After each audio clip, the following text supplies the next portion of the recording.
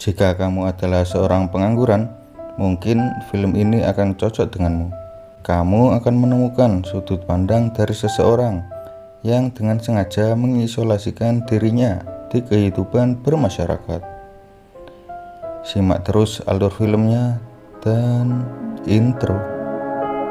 Mohon perhatian, bioskop Yus segera dimulai.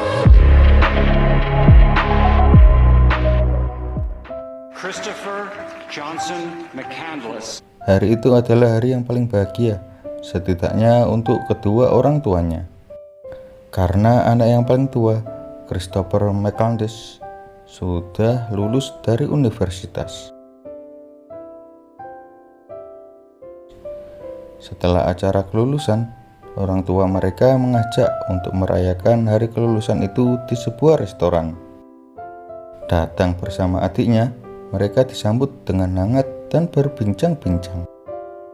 Ayah Chris ingin memberikan hadiah mobil baru untuk perayaan, tapi Chris sedikit tersinggung karena mobil yang lama masih layak dipakai dan tidak perlu malu akan hal itu. Ya, Chris ini mempunyai sudut pandang yang berbeda dari kebanyakan pemuda sebayanya. Dia tidak malu dari pendapat orang lain dan menganggap segala sesuatu di dunia ini tidak diukur dari materi saja. Dari sudut pandang itu, dia menyimpulkan dunia ini terlalu naif dan sudah keluar dari jalurnya. Dia bertekad dan ternyata sudah lama dia menantikan momen ini. Chris merusak semua identitasnya dan mendonasikan semua uangnya yang semestinya digunakan untuk pendidikan lanjutannya di Harvard. Dia pergi dengan mobil bututnya, tanpa identitas, tanpa uang. Setelah pergi sangat jauh dari rumah, Chris meninggalkan mobilnya dan membakar sisa uangnya. Chris pun merubah namanya menjadi Alexander Supertramp. Kini Chris menjadi identitas yang baru, melakukan sesuatu yang dia suka. Jika mandi, dia mandi di toilet umum. Jika mau pergi, harus ngetem dulu. Anak pang sekali. Di sisi lain, keluarganya telah mengetahui Chris telah minggat. Surat-surat yang ditulis mereka dikembalikan lagi karena rumah sewa Chris sudah kosong dan disewakan lagi.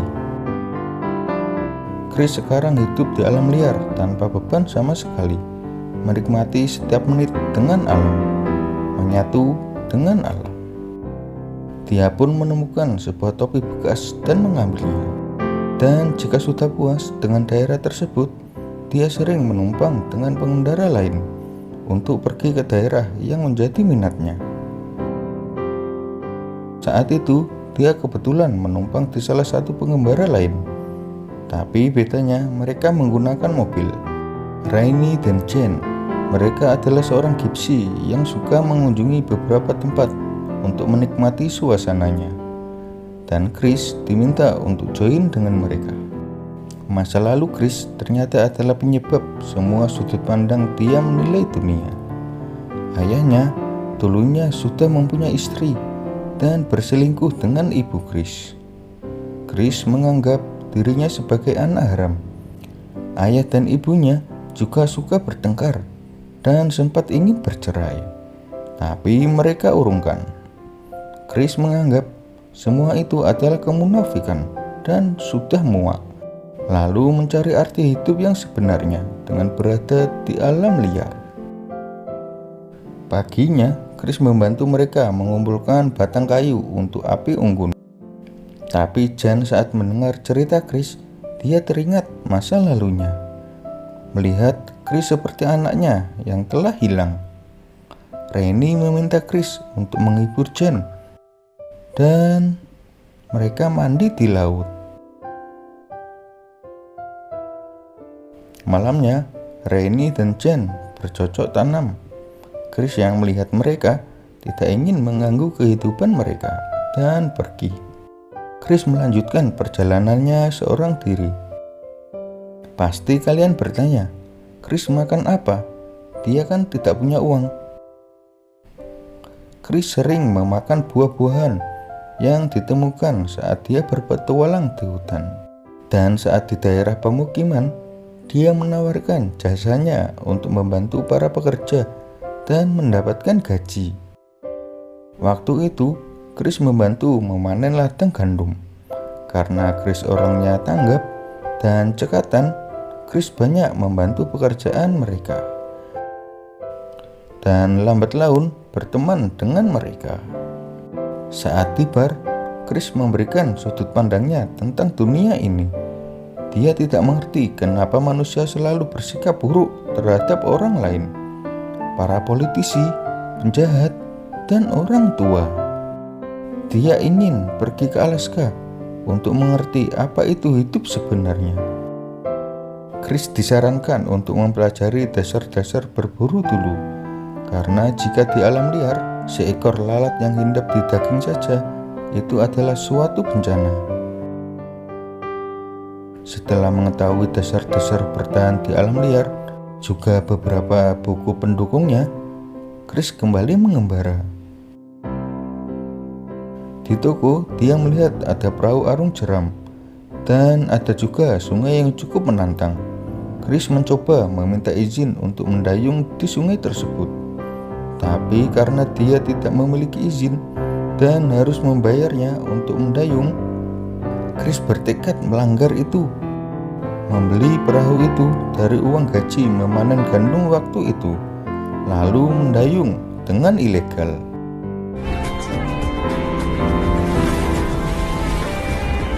Bertemu dengan sepasang kekasih di dekat sungai, Chris ditawari makan hotdog dan berbincang. Tapi tidak berapa lama sirene patroli sungai terdengar. Chris berpamitan dan langsung mendayung lagi dari kejaran patroli tersebut. Saat telah cukup lama dia mendayung hingga berhari-hari, dia ternyata sudah melewati perbatasan negara bagian Meksiko. Diinterogasi tentang bagaimana dia bisa lewat negara tersebut, Chris menjelaskan semuanya, mulai dari mendayung lewat bendungan, lalu berteduh di gua selama berhari-hari. Tidak ingin Chris dipenjara, dia mencoba kabur dengan menaiki kereta.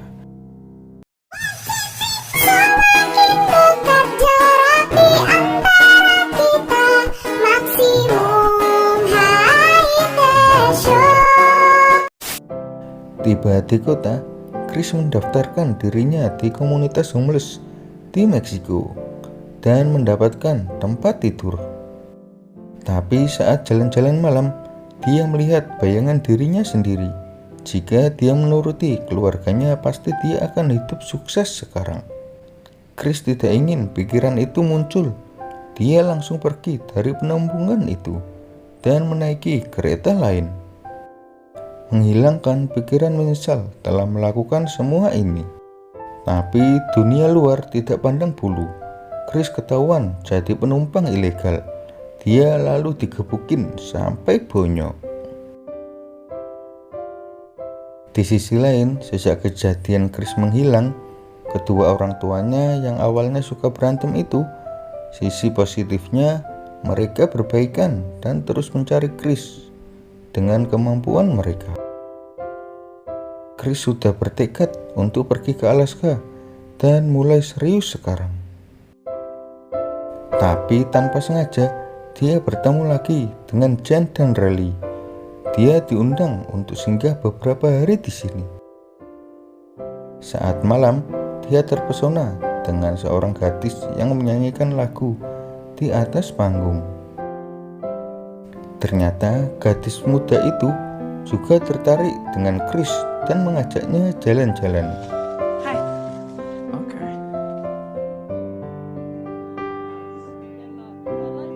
Back,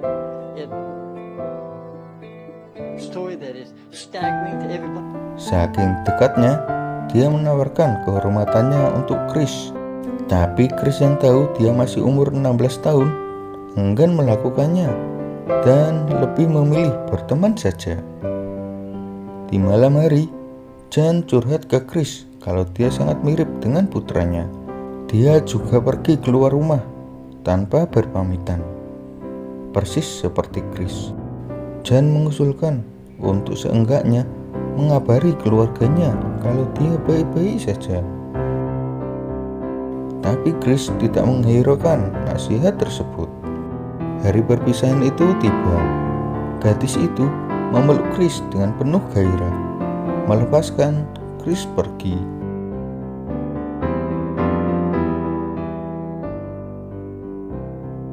Chris diantar Jan beberapa kilometer dari tempat itu, dan dia juga memberi hadiah Chris berupa rajutan topi, tanda persahabatan mereka.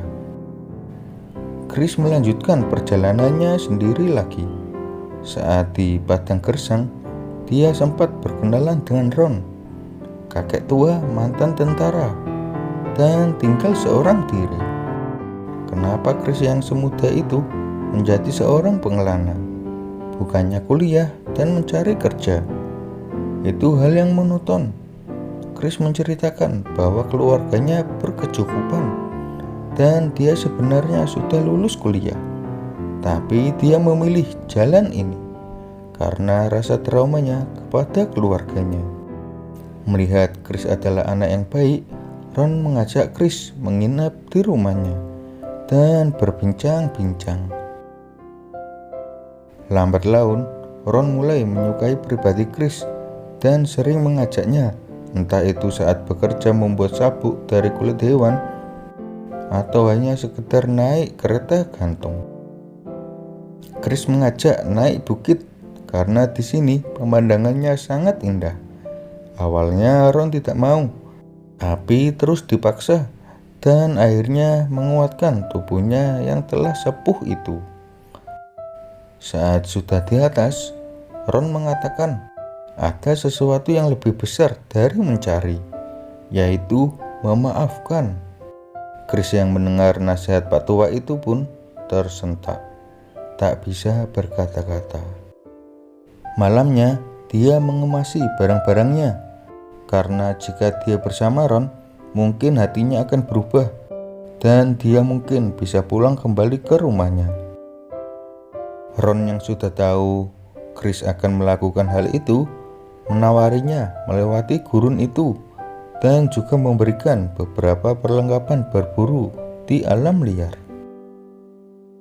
Berat hati Ron untuk melepaskan Chris. Dia membujuk Chris untuk mengadopsinya saja. Ron seolah-olah tahu Alaska adalah alam liar yang sangat berbahaya. Tapi Chris bertekad dan tetap pergi ke Alaska. Mereka pun berpisah. Chris dengan modal pengetahuan dasar berburu dan beberapa buku, juga alat-alat standar bertahan hidup, dengan langkah pasti dia melangkah menuju Alaska, melewati sungai kecil,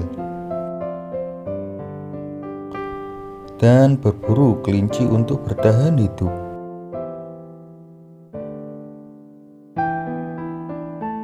Tidak terduga, ternyata ada sebuah bangkai minivan di sana. Chris mengejaknya, mungkin ada orang yang masih menempatinya. Memastikan tidak ada siapapun, dia membersihkan minivan itu supaya layak Chris tempati dan untuk tempat tinggalnya di Alaska. Membuat jurnal, bengong. Membuat jurnal lagi, bengong lagi. Bayangin deh, lu ya, sehari saja gak usah pegang HP, gimana rasanya?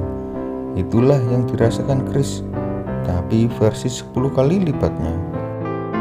Kehidupan yang Chris impikan, menyatu dengan alam. Ada beberapa hewan yang sering berseliweran di daerah Chris tempati. Itu adalah momen yang pas untuk Chris berburu. Dia mempraktekkan pelajaran berburunya supaya dagingnya bisa digunakan untuk beberapa minggu, yaitu dengan mengasapinya. Tapi saat menguliti daging itu, Chris sangat lambat dan lalat sudah datang menghampirinya. Dalam proses pengasapan itu, akhirnya gagal. Belatung sudah lebih dulu menguasai daging tersebut sebelum proses pengasapan selesai. Kecewa karena di alam liar, kesalahan kecil saja sangat merugikan. Dia memutuskan membuang daging itu untuk binatang pemakan bangkai. Saat membaca buku yang dia bawa, dia menemukan arti kebahagiaan yang sesungguhnya, yaitu melakukan sesuatu yang berguna untuk orang lain. Hanya itu. Dan jika hidupmu sudah jenuh, istirahatlah dengan menikmati alam, mendengarkan musik, atau membaca buku. Membaca kalimat itu, Chris merasa itu adalah sesuatu yang dibutuhkannya selama ini, dan bukan mengisolasi diri selamanya di alam. Chris bertekad untuk pulang dan meminta maaf kepada kedua orang tuanya. Tapi saat itu adalah musim semi, dan di alam liar suatu kesalahan kecil adalah masalah yang sangat serius. Sungai yang dilewatinya dulu kini sudah sangat besar karena air es sudah sepenuhnya mencair. Chris sempat terseret arus sungai itu. Dengan sekuat tenaga, dia meraih ranting di sekitarnya.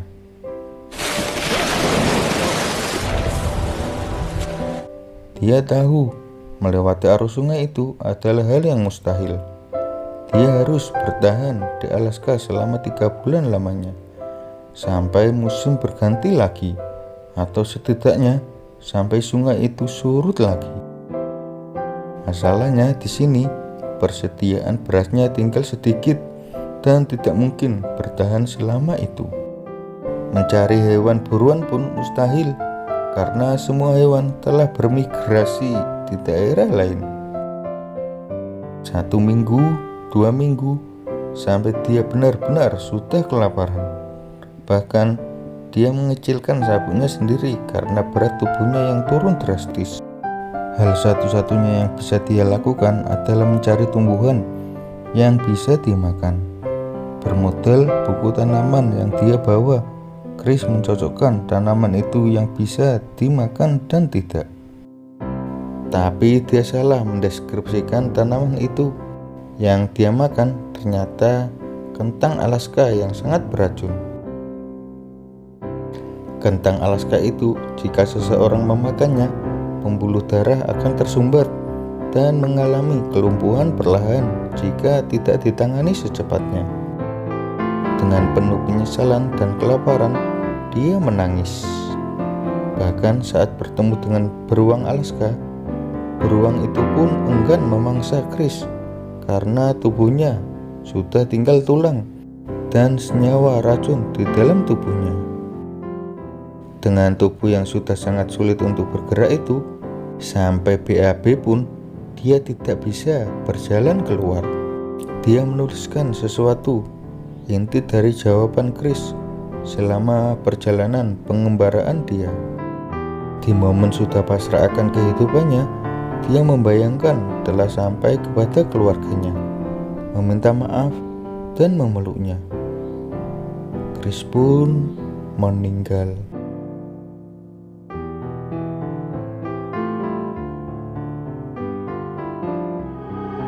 You are so heartless, and you don't care.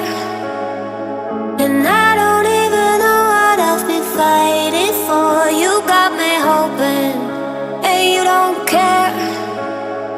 And I don't even know what I've been fighting for.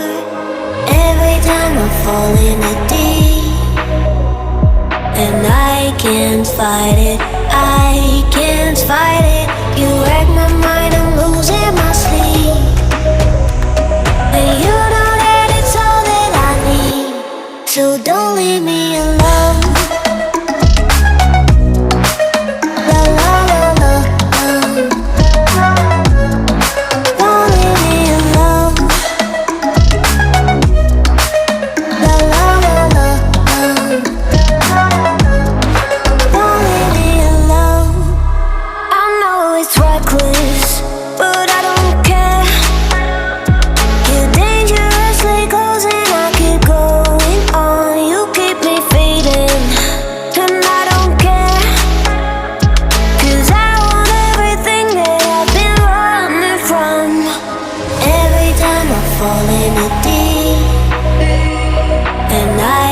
can't fight it. I can't fight it. You wreck me.